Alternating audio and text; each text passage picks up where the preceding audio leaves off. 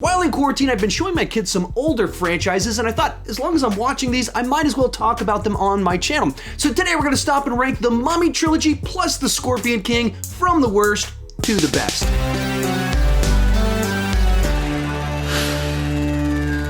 Hi, my name is Sean, and I started this channel because I was driving everyone around me crazy talking about movies way too much. If you can relate, you're probably in the right place, and consider clicking that subscribe button. With that in mind, go ahead and join me down below in the comment section. Share your ranking of the Mummy Trilogy plus the Scorpion King down below. And if you want to throw in the direct-to-video Scorpion King movies, you can go ahead and do that. I decided to include the original Scorpion King as it is a spin-off of The Mummy Returns, but the direct-to-video sequels didn't have The Rock and they weren't released in theaters, so I didn't include them in this video.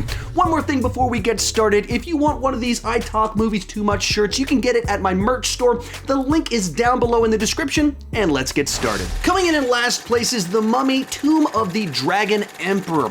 Now on paper, I think they had a pretty good idea for how to continue this franchise without feeling like they're just rehashing themselves or going to the same well too many times. And the idea of kind of exploring it to other nations' mythologies and taking our lead characters on those adventures, that was the right way to do it. Unfortunately, the specific execution, I think, left a whole lot to be desired. Right off the bat, I think they made a pretty big mistake by setting the movie 20 years plus after the original film. Just strained a little bit too much credibility for us to believe that Brendan Fraser and no longer Raquel Weisz have a son that's 21 years old. It was just too big of a leap, so it was just a little bit off-putting right off the bat. Along those same lines, they replaced Raquel Weisz with Maria Bello, and it just never felt like the same character. It felt like a whole new character married to him. And the performance, there's just no kind of intersection between the two.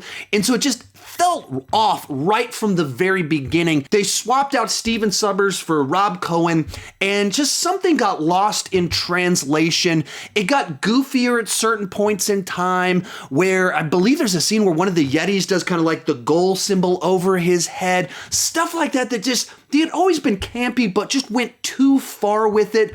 And the action itself wasn't as exciting as it was before, even though we have Michelle Yeoh and Jet Li, who are two fantastic martial arts performers, have a long history of doing amazing work. And then when they have a showdown in this movie, it just kind of fell flat. And that's kind of true of this entire movie, where it wasn't a bunch of embarrassing sequences, but when you put it all together, it just didn't have the fun that was there before.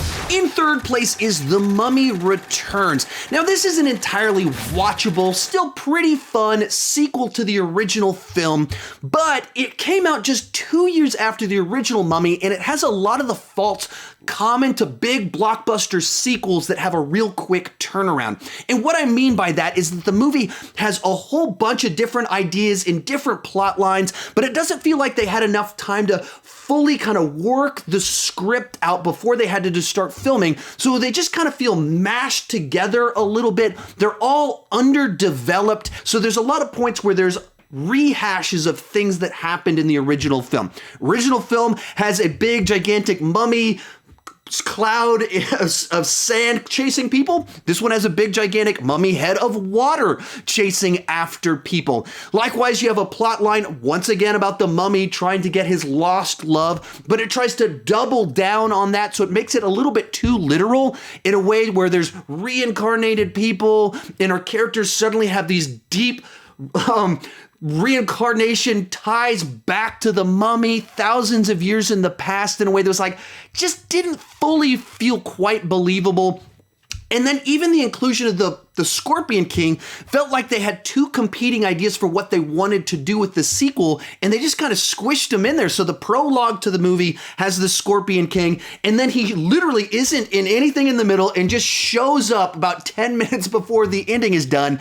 And when he shows up, it's some of the worst CGI ever in a big, expensive blockbuster film. I believe there's kind of a backstory as to why that happened, but it's still unbelievably bad CGI that does actually look like a cutscene from a PlayStation 2 game, except it's in like $150, $200 million movie. And so all that just kind of leads to a movie that's watchable if you catch it on cable late at night, but if you're in the mood for The Mummy, you're probably just gonna go to the original.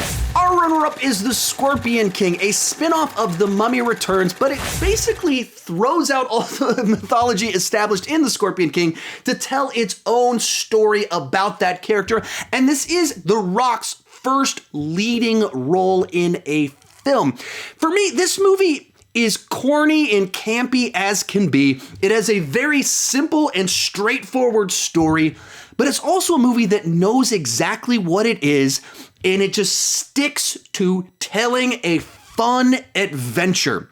It doesn't have any pretenses, grander ambitions. It just wants to have fun, so it doesn't overstay its welcome. It has lots of kind of these big chases, sword fights, battles that keep you entertained, and it moves at a nice brisk pace. The movie's only 90 minutes long. And so while this is absolutely a B movie, it knows it's a B movie and it just leans hard into that.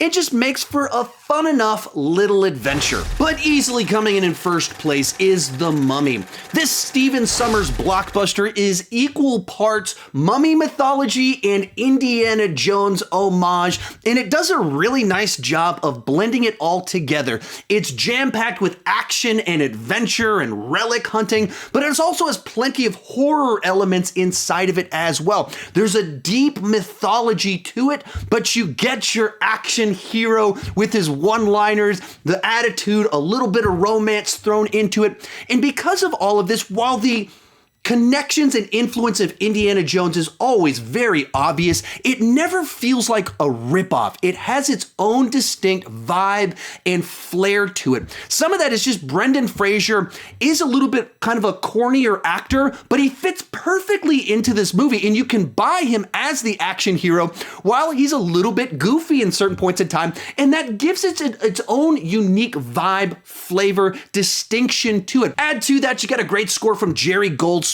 Just livens everything up like you want from a movie like this. Arnold Vosloo is perfect as the mummy in the film.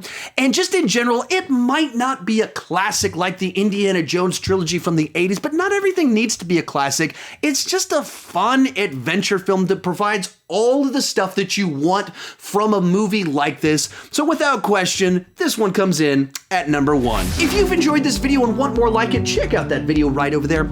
I don't even know what YouTube's recommending to you, but I'm sure it's great. Also, if you want one of these shirts, you can check that out at the link down below in the description. Thank you so much for watching, and keep talking movies too much.